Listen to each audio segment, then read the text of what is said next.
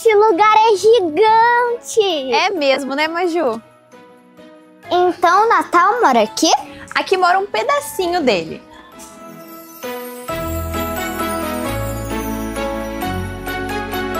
Para garantir que a tradição do Natal chegue à mesa dos brasileiros, a Rehélice está presente na terceira fase de ampliação da fábrica Balduco em Extrema, Minas Gerais. A Brandão e Marmo confiou à nossa equipe e aos nossos equipamentos novos, modernos e de alta performance a missão de entregar excelência em cada detalhe com a qualidade que a Balduco e a Reis sabem fazer.